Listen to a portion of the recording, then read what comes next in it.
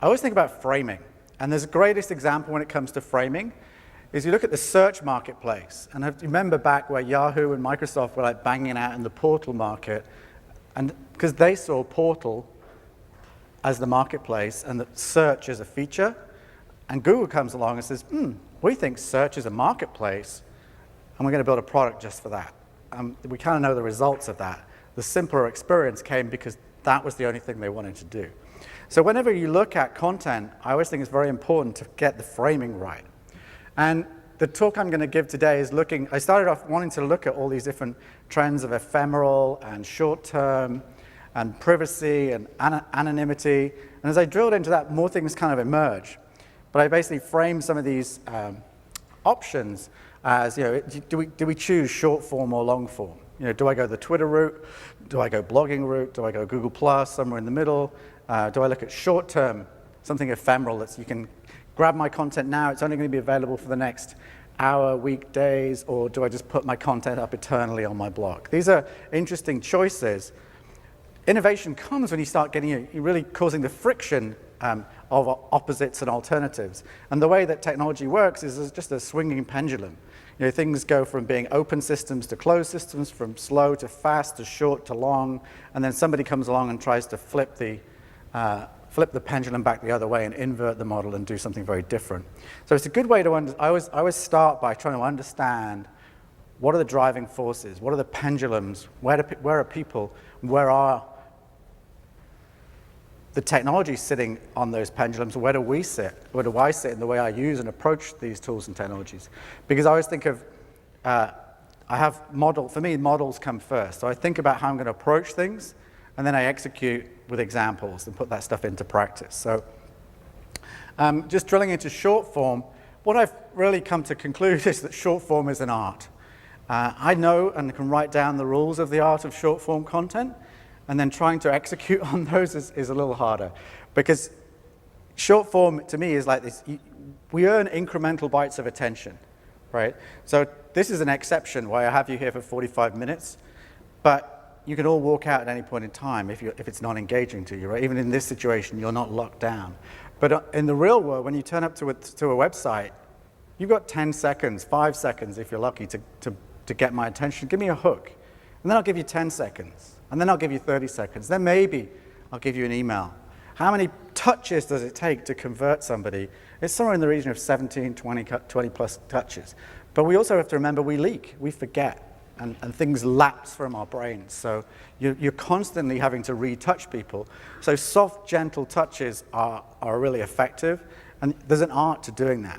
And I kind of think of the conversation model. I have this model on Twitter where I'd say to myself, put one thing in each tweet. Twitter is not about proving how smart you are and saying, hey, A, B, C, D, E in one tweet and cram it full. Just put one tweet up. Don't be too smart. Let's put up one point, and then let somebody come back and say, hey, yeah, that's great. I thought about this. Then I've started a conversation, right? I'm kind of playing tennis with them. And really, social selling and getting your content out there is about starting engagement. Engagement for me, is very much the hard problem of social, and a hard problem of kind of building the right content that people want to engage with. One of the things, I happened to publish a board game, kind of did the opposite thing from the predictable book that a lot of people do. So I published a board game, and one of the things I learned was did massive amount of play testing, right? Because I was obsessed, because I'm a software guy. I know I can change software in minutes and refresh the website. But when I printed 10,000 board games on my first print run, I knew that if I got anything wrong, I was in trouble, right? So I tested obsessively. And once the game was tested, and I knew that was all working well, I then moved on to focusing on getting the rules to be right. And I watched so many people read content in a group setting. It's scary. The social pressure of, if you give one person the rules while 6 friends are waiting impatiently for you. Have you done yet? What is it? What do we do? Like, it's insane. So what you should do with your content is recognize that if you don't give them brief content, they will make brief content of their own, right? Skimmers rule. And with my game, I just basically, I had stuff like tips and tricks and suggestions and trying to clear up anything that might be vague in there, forget it. People will make up their own rules, so give them less, give them the skeleton, just get them going. That was a massive revelation, and I think there's not enough of that approach applied to content because we just want to be perfect. I actually believe massively with a passion in imperfect content. Is that a bit freaky for this audience, maybe?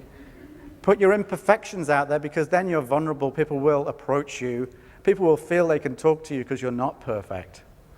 People will suggest corrections, suggest omissions to your content. It's all about engagement for me. That's the way I approach it. And short form is the way you engage content. I believe passionately, I'm going to talk a little later about lurkers.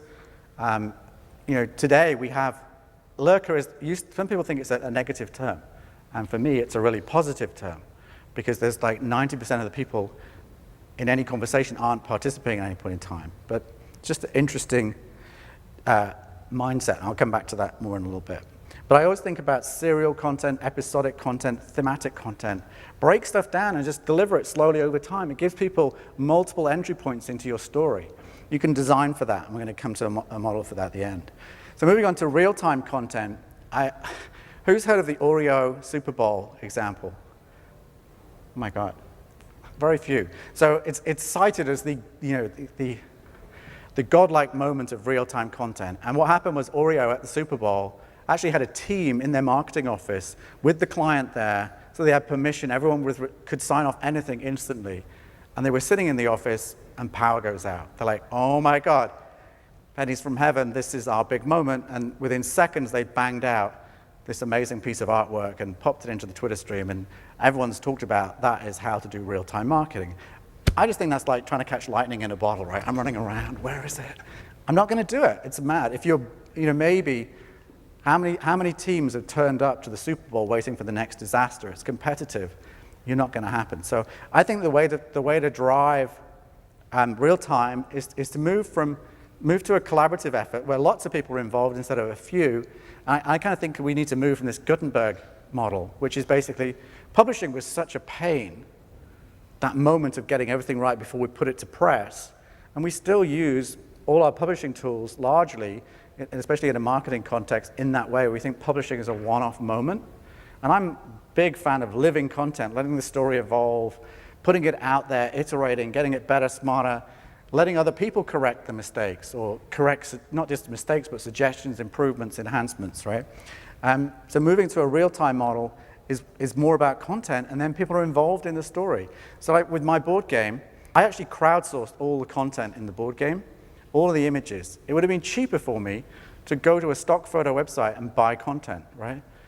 But what I did by getting people involved was I had hundreds of people whose photos were in my game. Their game. It wasn't my game at that point, right? They were involved. And as a result of that, that propelled my game forward, involving people socially, reaching out to people socially. I launched my board game without Twitter, which is scary. Twitter didn't exist at the time. I was crowdsourcing really early.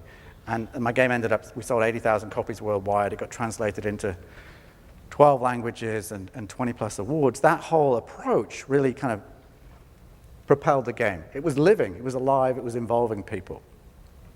So moving on to ephemeral, I think ephemeral is interesting, but I think people will get mistaken by ephemeral.